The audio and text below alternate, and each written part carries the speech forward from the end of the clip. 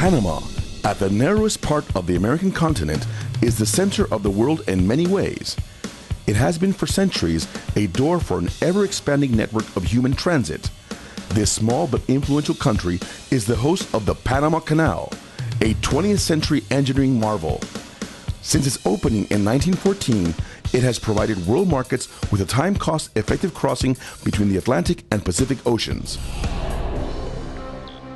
To meet the demands of globalization, the Panama Canal Authority has launched an expansion program to offer maritime trade a third lane of transit, one able to cross post-Panamax vessels from one ocean to the other. This $5.2 billion investment involves projects on water and land to accommodate the new locks and improve the navigation channel for larger ships. Today, we have completed 64.6% of the job. Both entrances to the canal are ready for post-Panamax ships, as the deepening and widening project on the Pacific and Atlantic have been completed. The Gatun Lake Path and the Culebra Creek projects have reached the desired levels with only a small portion to be completed. These projects brought a great variety of dredging equipment in canal waters, all while maintaining transit undisturbed. The third set of locks project consists of 2 new lock complexes with chambers large enough to accommodate post-Panamax ships. Contractor Grupo Unidos por el Canal executes the design and build contract they won by public tender in 2009. Since then, they had delimited, excavated, and begun civil construction on both sides of the canal. The new locks will be 30% larger than the current locks and could fit 3 Empire State Buildings lengthwise in its chambers. To ensure a sustainable use of water, the lock's design includes 3 water-saving basins per chamber, allowing 60% of water to be reused in each transit. Water flow between the basins and the chambers will be controlled by a valve system commissioned to Hyundai Samho Heavy Industries in South Korea. The first and second shipment of valves, bulkheads, trash racks, and lifting beams were received in December 2012 and January 2013, respectively.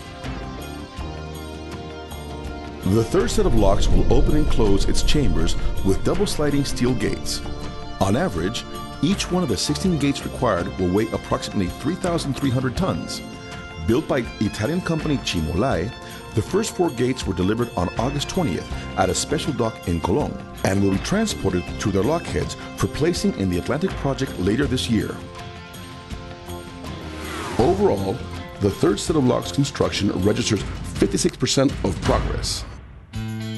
In order to build only one locks complex in the Pacific side, the program must build an exclusive access channel and thus bypass Miraflores Lake. This 6.1 kilometer long connection from the new locks to the entrance of the Culebra Cut was divided in 4 phases and entails the extraction of 50 million cubic meters of material. The first 3 phases have concluded successfully. Contractor ICA FSC Meco conducts the ongoing 4th stage.